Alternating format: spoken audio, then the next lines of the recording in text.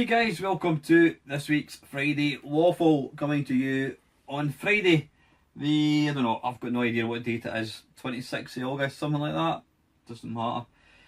Hi, hope you've all had a nice week. My week at work's just been silly busy, but the good thing is it does make for quite a quick week, which is good. So yeah, I've been out my run. My running is going rubbish at the moment. Since doing the West Highland Way race, I normally find after a big ultra, it really kind of energises me, and I think a big part of it as well is you think to yourself, well, I'm able to do that, so any run that's not that distance is going to be easy. But for whatever reason this year, I have completely just lost my mojo for running. It's totally gone. But I don't want to get fat, so I need to keep at it. I've been going out, 2-3 times a week, which is slightly less than I normally do. I'm not enjoying it at all, but I went out tonight, did a wee 3 mile loop, which isn't very far, but it's up a big hill through a nice kind of forest. Really enjoyed it. Taking the dogs out, had my dinner, so I thought I'd just relax, do my waffle, and then play some games possibly. So like I says, I've just had quite a busy week, not been up to a great deal during the week. Can't think of anything. Not really. So anyway, before I start, I've actually only got 3 questions. 3 people have asked me questions this week, so that is a very poor showing. Shame on you all. Please keep the questions coming, guys. And I'm being absolutely serious when I say this. When you've been making waffles for 3 years like I have, you do get to a point where you've really spoke about everything you can possibly speak about. I mean, I'm not really one for like modern, up-to-date news, current affairs as regards gaming. So I don't really have anything I talk about generally as old stuff. So I absolutely need you to, so even so much questions, just, if you want me to talk about a particular subject, just ask me. Because, I mean, the thing is, I've done that many waffles, I've been making them for 3 years now. I could probably go back and look at a waffle I did 2 years ago and just talk about that again. But, I'd rather people came up with questions, topics, whatever, anything at all. If I don't want to do it, I wouldn't do it. So don't ever be afraid to offend me. Well, within reason, obviously. But, anyway, right. Let me just digest what I've got here and have some tea. I heard on the TV yesterday that the new Samsung Galaxy phone, is it the S8 I think it's called, they said it was going to be about £800, and apparently the new iPhone they reckon is going to be more than £1,000. And I don't know whether that's the top of the range on whatever the maximum capacity, but £800, £1,000, and it got me thinking. I mean, when I first got a smartphone, you were super excited to upgrade it because, there was going to be new features, it was going to have a better camera, it was going to have this, it was going to have a GPS, it was going to have 60 frames per second camera, it was going to have slow motion, whatever, But see, the thing now, I think they've almost hit a plateau as far as where they can go. Unless, of course, I don't know, they came out with some revolutionary new feature. I don't know what you could possibly have, if they brought out a phone that you could play music and it sounded like a stereo system, then that would be awesome. But you know what, the changes now in phones, they're so subtle. I mean, I was reading a review or a preview, I think it was, of the Samsung Galaxy S8, and I think the big selling point, or is the amazing looking screen. But I mean, I was going to look for it. It's up there actually recording this video. I've got the S6, and it's an absolutely fantastic camera, phone I should say. It's funny, you call it a smartphone. Why don't we call it a smart camera, or a smart internet browser, a smart computer, a smart gaming console? Because a phone is only one little bit of what it can do. And the funny thing is, the phone aspect is probably the least used feature of that slab. A tablet, call it what you want. We call it a smartphone. It should just be called a smart slab or a smart tablet, because, like I said, I don't really use the phone very much. But yeah, I think we have literally reached a plateau with phones. So I've got no desire to change it unless it stopped working. Certainly not for £1,000. Could you imagine spending spending £1,000? I mean, the Galaxy thing, they said it's probably the best phone that's out there, but you would need to have an awful lot of money to afford it. But yeah, I mean, the phone that I had before that was an iPhone 6, I think it was. And the only reason, I mean, there's really no difference between that and the iPhone 6. The only difference was I got that phone, the Samsung, so I could use the virtual reality. But yeah, it just got me thinking how, I think the market now, we're so saturated with phones. We've all got phones. People that don't have phones don't want phones. I know people that don't have a mobile phone, and I tip my hat to them. I really, really do, because, well, I'll give you an example. I almost ran a girl over today. I was picking my daughter up for school, and I mean, I was only doing 10 miles an hour, and I'm watching this girl walking towards the road, and I thought, she's not going to stop. And sure enough, she steps onto the road, and she's glued to the phone, and she just waltzes straight across without so much as looking. So I had to stop and wait for her to cross the road, and I kept on going. So yeah, phones, or I'm going to call them smart tablets. They're wonderful things, but there's a double-edged sword to them. People are absolutely obsessed with them. If I'm on a train, I mean, I was on a train last weekend. I need to tell you about that actually. I was on a stag do in Glasgow, and yeah, you get on the train and every single person is stuck to their phone, and that alone makes me not want to use mine. I don't switch it off. I'll use it, I'll glance at it for the time, but I refuse to go on my phone. I don't want to be one of these people that just sits glued to a phone even when they're in company. I've got lots of mates, you go out to the pub and there's a few of them that are on their phone, and it's like, right, get off that phone and talk to me, you're out with me. But anyway, yeah, smartphones, smart tablets, do you think we've reached a plateau with them? I don't think we're going to see people not using them. Though saying that, you can now get the, is it the Nokia, is it the 3310, is it? I don't know. We could well see people going back to carrying just a phone, but I don't know. But yeah, £1,000 for something that isn't going to be much of an improvement. Slightly more pixels in the camera, I don't know, slightly better sound. I mean, they're going about the is it the edge of the phone? It's like the full. You don't have a bezel going round it. I couldn't give a shit. I mean, the phone I've got is it the Galaxy 6 Edge. I've got a cover on it, so I don't even get advantage of the edge. I mean, what's the big deal about an edge of phone? But aye, do you think the bubble has burst with phones? In fact, that was part of the report.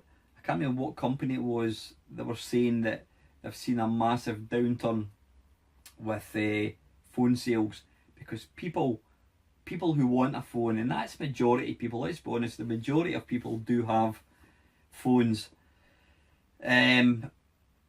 If you've bought a phone in the last 2-3 years, chances are, if you bought a fairly new one, chances are there's not going to be much of an improvement if you buy one now. So I think we'll definitely find less and less people are upgrading. I mean, I know people that would upgrade to the latest version of iPhone. As soon as it came out, they'd get the latest one.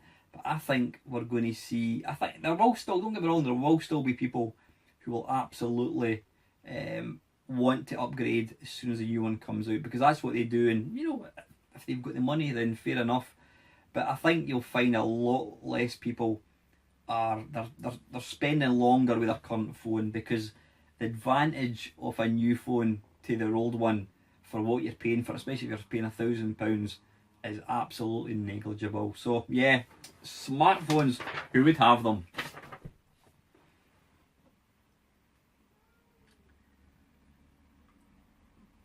Right, this next one. If you, I knew that was going to fall on the ground.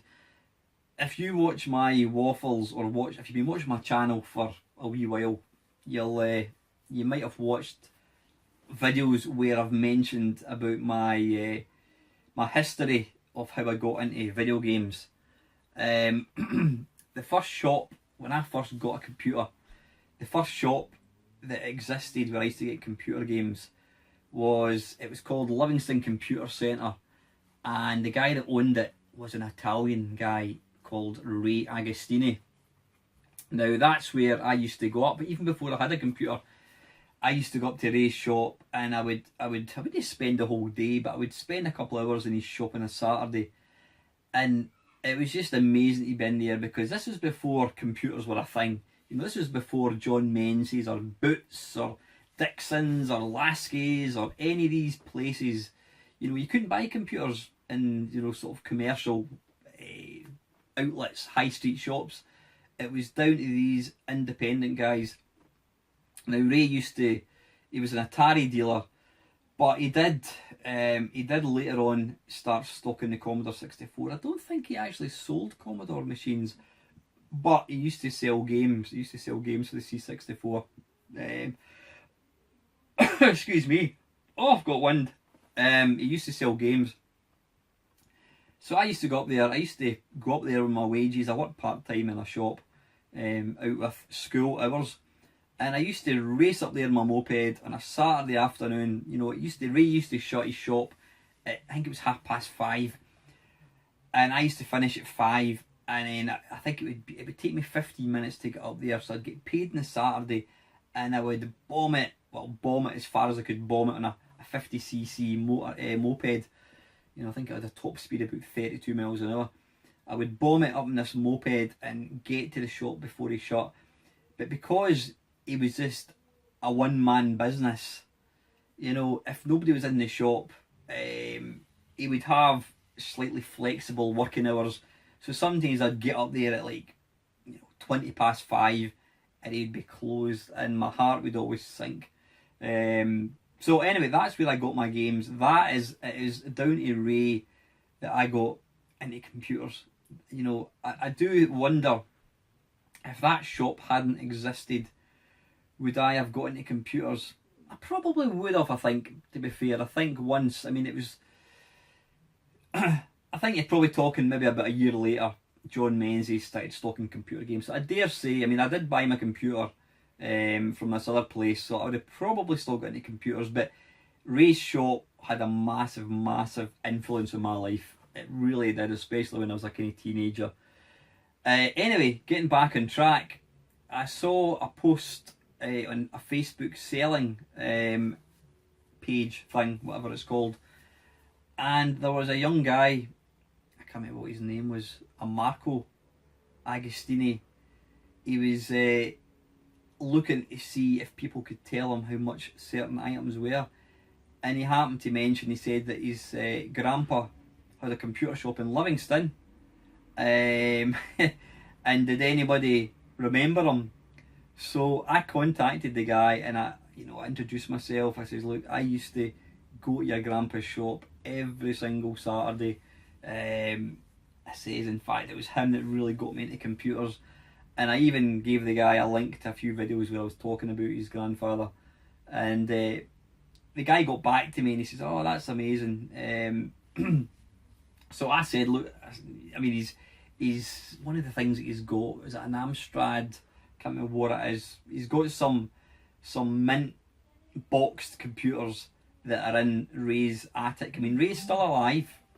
He's still alive. I mean, Ray must be in his 70s now, I'd imagine, maybe a bit older than that actually. But basically, his grandson and his son were up in Ray's loft and they found all these computers, so they're now trying to sell them. Now, I was less interested in computers and more interested in talking about his grandpa. So I asked him, I says, look, I says, I would absolutely love to be able to talk to your grandpa over a coffee, you know, a wee kind of mini interview. I would love to talk to him about asking him how did an Italian end up in central Scotland before computers were even a thing, selling computers. You know, he was an Atari dealer. I'd love to know his story, because his shop was a big part of my life. So he says he's going to talk to him and ask him. I've not heard back. Whether I hear anything, I don't know. But it was quite a special moment. I mean, a special moment, but to have somebody like that from your past suddenly appearing on Facebook. And what's quite mental, I mean, his son had taken a picture, or his grandson I should say, had taken a picture of some of the computers, the Ataris and the joysticks. And, you know, I recognise the joysticks, and it's mental to think that these joysticks were probably the ones that I used in his shop back in, 1982? You know, a long time ago. So yeah, just goes to show, they say it's a small world. It is, though I wouldn't like to paint it. Right, let's have a look at the next thing.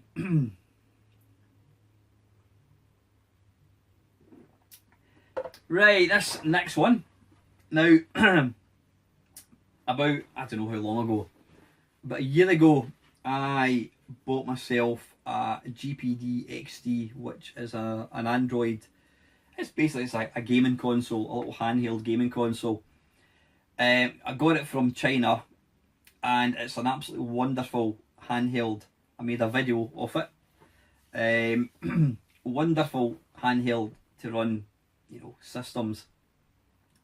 However, and it's a big however, I think it was literally a couple of days after the year's guarantee, I got it in China.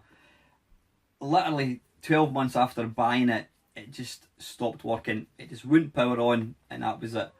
So my mate opened it up and he confirmed that I think it was the processor had blown up, whatever, it had basically just fried itself. So I contacted GPD to ask. I wasn't looking for a free repair. All I said to him was, I'd bought it a year ago, just over a year ago. I says, could you please tell me how I go about getting it repaired? You know, that was it. I just wanted to know if you could get it repaired. I never heard back. I posted it on their Facebook page. I tweeted them. I emailed them. They've also got a YouTube channel. And the thing is, I did a review of the GPD-XD and they asked if they could use my video. And I did then say, you know, I said, I'm disappointed to not hear back from you. You know, I paid, I think it was 160 quid for something that lasted a year, which I don't think is good value for money at all. And I just said I was disappointed that they couldn't even get back to me. I said, especially the fact that I gave them a lot of free publicity, and quite a few people did say to me that they had bought one based on my video. So I was really disgusted with their lack of customer service, their non-existent customer service.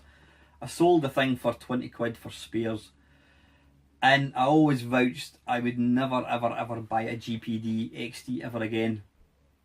Now that still stands true, because I don't want, I wouldn't want to take the risk of buying something and then it blows up after a few months. And more importantly, I don't want to give any more money to a company that has non-existent customer service, not even a token reply, not even, sorry, we can't repair it, whatever. For a company to take your business and not even acknowledge emails or tweets or whatever, I think is disgusting. So I would not want to give them another penny.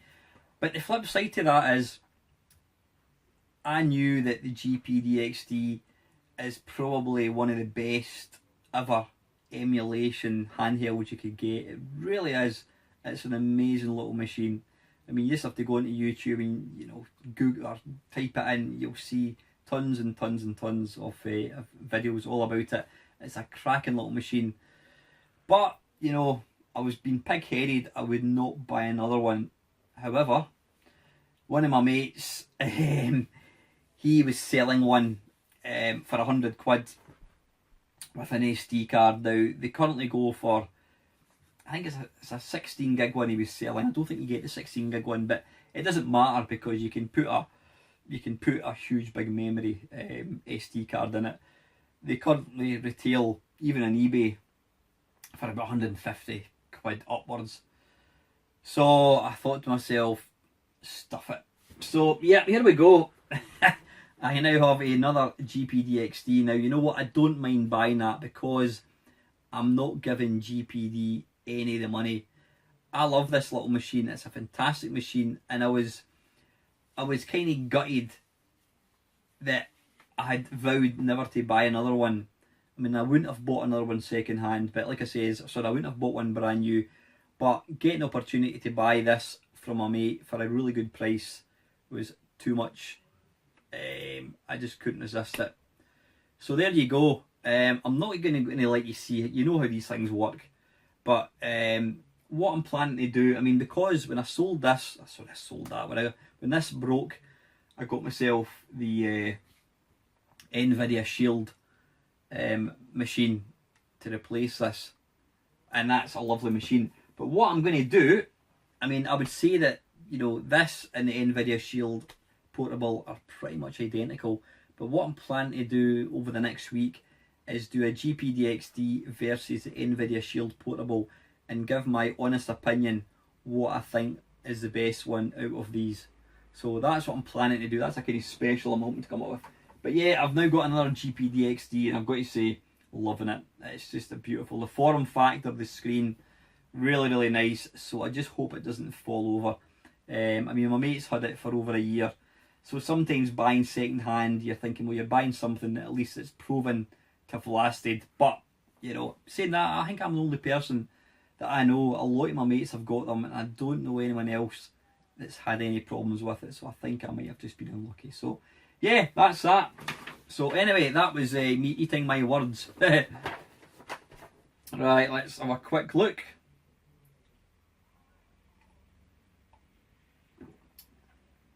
But yeah, I know, you know, buying that GPD-XD, some of you are thinking that's probably a touch too much, but you know, I love it to bits and I wanted to have it, so I've got it.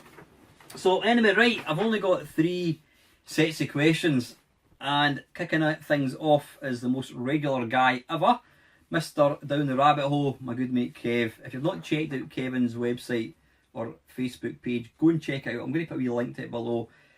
Kev is, I know people say this all the time, people do shout outs and they say, oh, this guy deserves more viewers or deserves more subscribers, and then you realise that the guy's been going 2 months. Now, believe you me, it's taken me 3.5 years to get to where I am.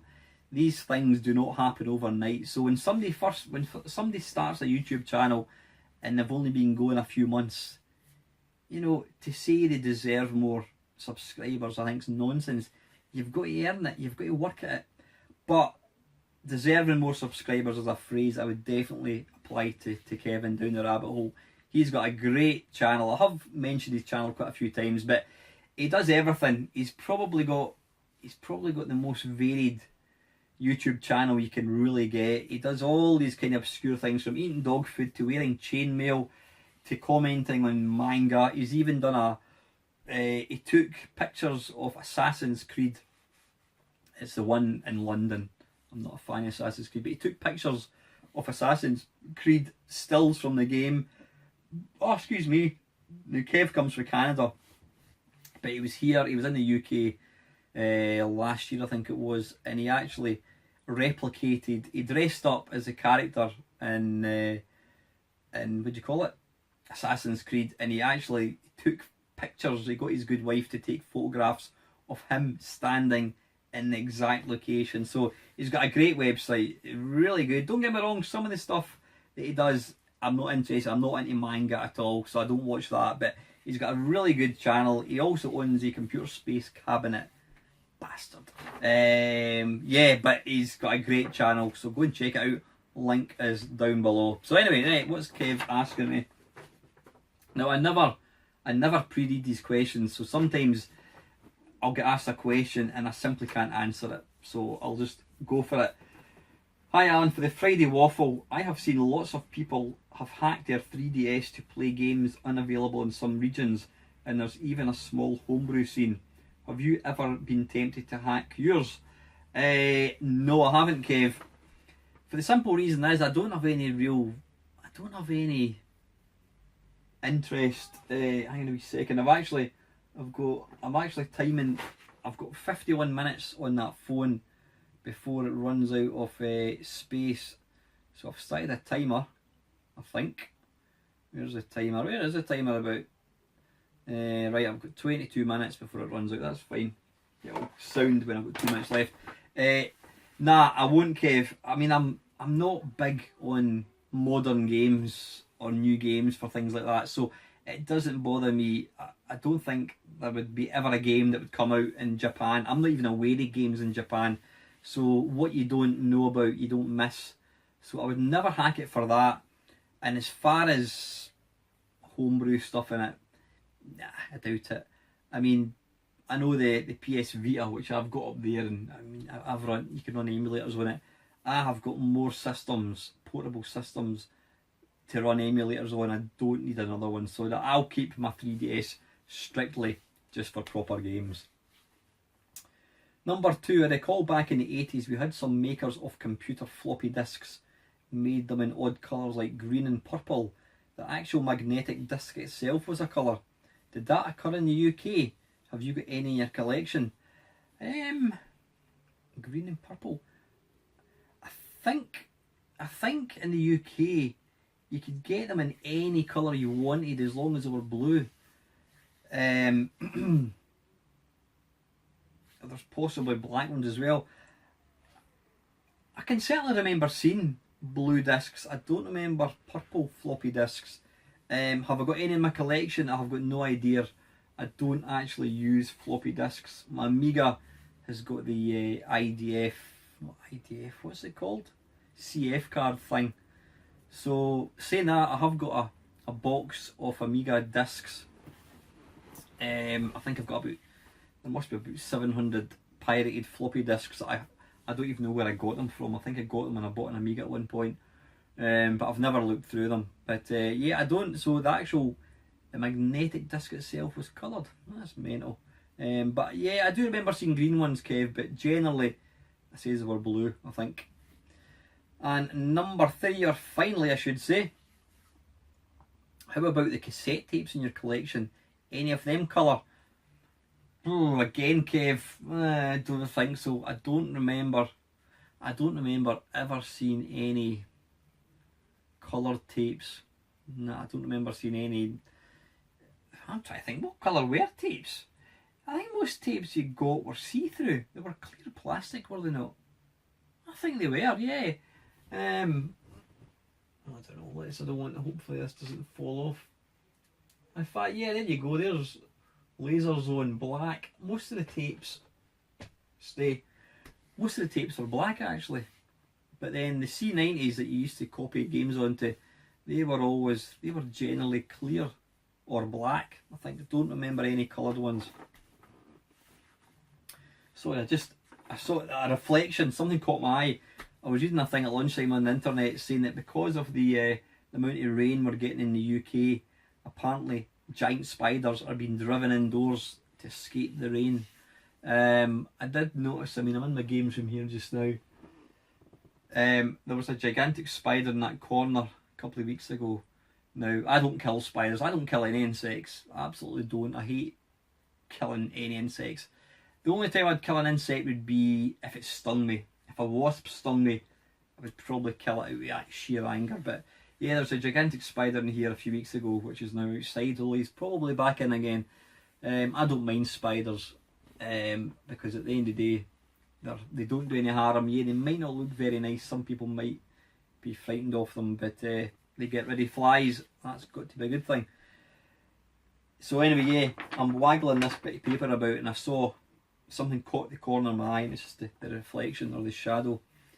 Right, finally, I've heard some say one shouldn't play video games before going to bed, as the light might bother the eyes.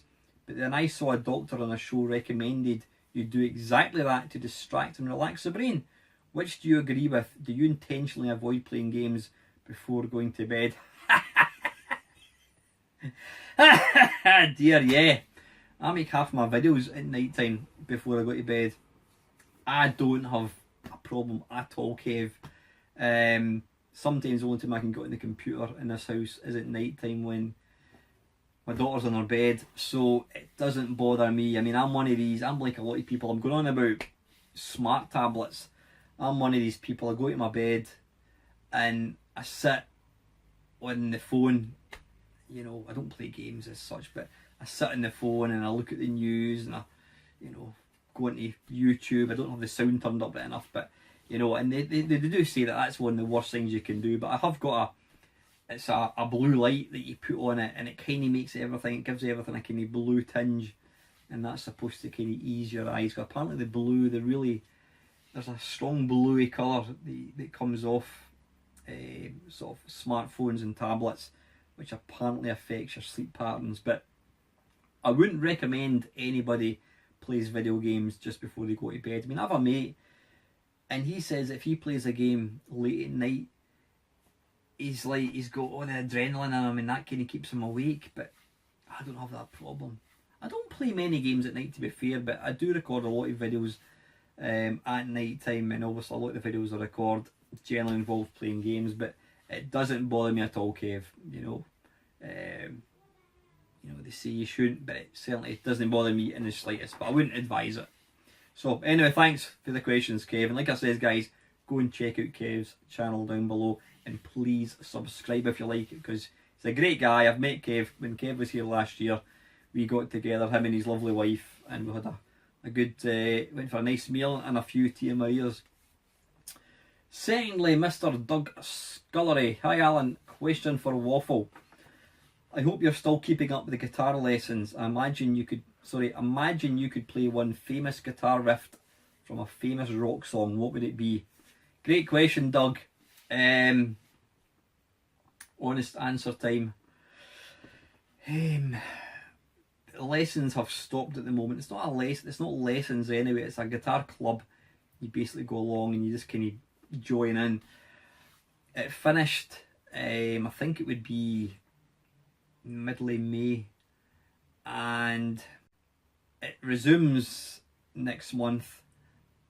And I've probably picked up the guitar maybe half a dozen times, if that, which is quite shameful, to the point that I was thinking about how can I possibly go back to because the classes resume next month, and I'm thinking to myself, how can I go back to this guitar class and the guy's going to say to me, Christ, you're bloody worse than you were 3 months ago, because I've not been practicing. And I'm disappointed in myself, because I was really enjoying playing it. Not that I was good at all. And I mean, I've got the electric guitar there, I've got the acoustic, which you can see in the corner. And I would genuinely say that I was enjoying playing it, but I've not been practicing at all. Now, anybody that plays the guitar, including yourself, Doug, knows the only way you can ever get good at a guitar is to pick it up and play it, and I've not been doing that. Now, that would point me to think, well, I'm not really interested in playing it. And I don't know if that's entirely true. I think the big problem that I've got is I've just got too many hobbies.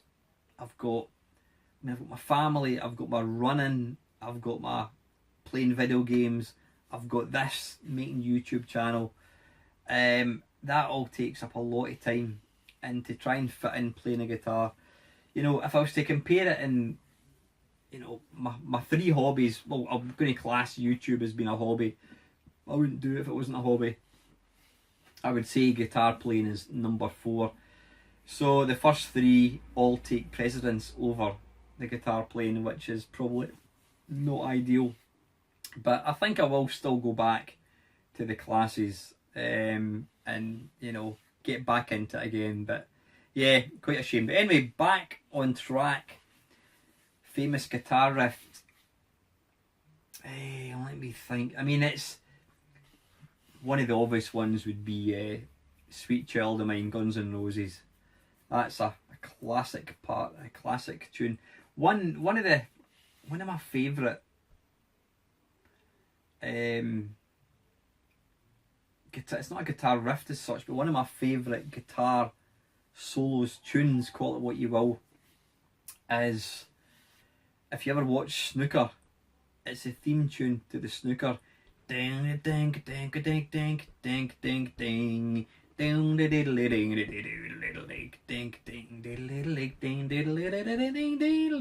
ding ding ding. It sounds much better than that, but on the guitar it's awesome. Now I've got a mate that used to be able to play that, and I always thought that was an incredible piece of music. What else?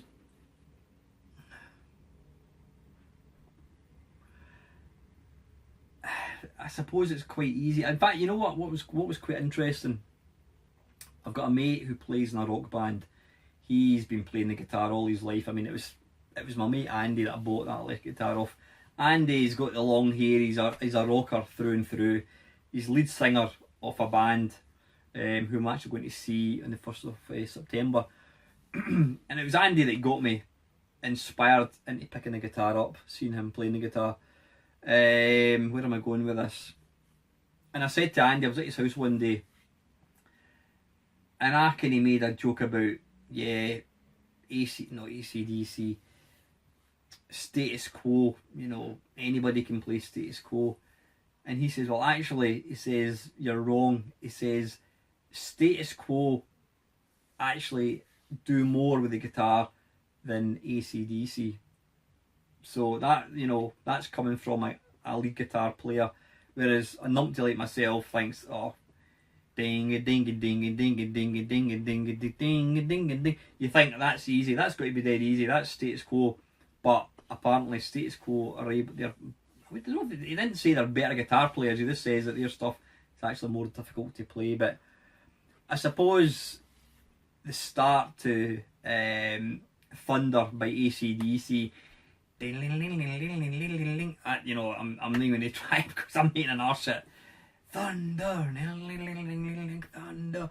That would be nice. I don't think I've got the movement, the good movement. I'm trying to think what else. I mean, there's Smoke on the Water. What else?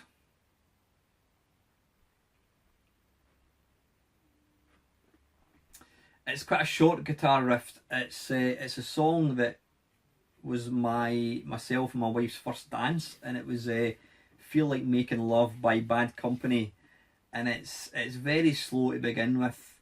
Darling, when I think about you, I think about love, and it goes on and it's quite slow, and then it just goes ding ding ding ding ding. Feel like making ding ding ding. Brilliant, absolutely awesome guitar riff. I dare say that's fairly easy to play, but yeah, that's these are a few, I think, Doug. But yeah, I definitely need to get back to the guitar club and make more of an effort. So anyway, Doug, thanks very much for your question. How are we doing for time? Let me just have a quick look. I've only got one more question, so 2, 3. This stupid works phone locks itself. How are we doing? How are we doing? No, cancel that. We have got 9 minutes, right? Listen, I'm going to wrap this up before 9 minutes are up. Very, very last one, Mr. Batman.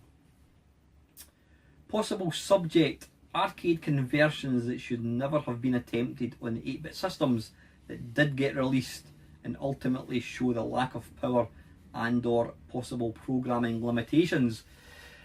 Now this was based on, I'm guessing, I put out a video on Arcade Perfect My Arse, Cisco Heat, last week. No, it was this week actually. I think it was Monday I put it out. There's been quite a few, but I mean, Cisco Heat, what else? Hard Driving is one of the worst arcade conversions ever. That was why they attempted that, is beyond me. Outrun, pretty naff conversion all round. I was going to say Chase HQ. We know that the Commodore 64 one was pants. The Spectrum and Amstrad ones were really nice. I mean, other notable exceptions would be Space Harrier. Nobody's going to be able to convert Space Harrier to it, but you know what? Most of the conversions of Space Harrier were actually really, really good. I mean, there's games like Afterburner and was it Thunderblade? They relied really on the sort of the mechanical cabs spinning you around and that kind of stuff. And I don't think they were very, very visual. The games themselves were pretty basic, very, very kind of relied on the visuals. And obviously you're not going to be able to replicate that on 8-bit or even 16-bit machines. Another, again, exception to the rule would be Power Drift. Power Drift looked amazing, and it should never have been possible, but you know, most of the versions were pretty good. I think the Spectrum one was pretty naff. I did do an arcade perfect my arse on it. I think the car was too big. The C64 one is actually pretty good. Really surprised at that. And the Amiga and ST ones aren't too bad either. So yeah, these are kind of games. I mean, but hard driving has got to be the ultimate one for me. It was, you know, to even attempt to do that was just ridiculous. And as it turns out, it was complete pants. And the same as Cisco Heat. Cisco Heat on the Commodore 64 is probably one of the worst games I've ever played. And the second part of the question, or conversely, arcade conversions that should have happened yet didn't. What games never got a... God, that's a difficult one. I mean, since getting MAME, I've obviously been exposed to a lot more games that I never knew existed. I'm trying to think of any. I mean, I think in most of the big arcade games did get converted. Most of the popular ones. I can't think of any classic arcade game that never got a release. I mean, obviously stuff like Defender did get an arcade. I'm sure Atari did the official official conversions on 8-bit. I mean, there's stuff like Robotron. You know, again, the problem with Robotron is it requires 2 joysticks, and it's not something you could really use. I mean, I know the C64 had a version by, was it Analog, I think it was, and you could actually link up 2 joysticks and use it that way. But I'm trying to think. I can't think of any game offhand.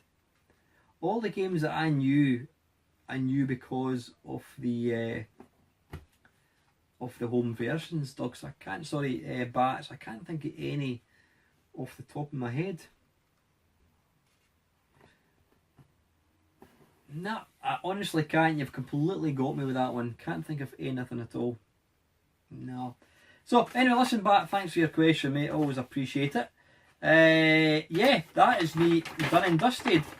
The back of that paper is blank because I only had 3 batches of questions. So guys, please keep them coming. I need your questions to keep this thing going.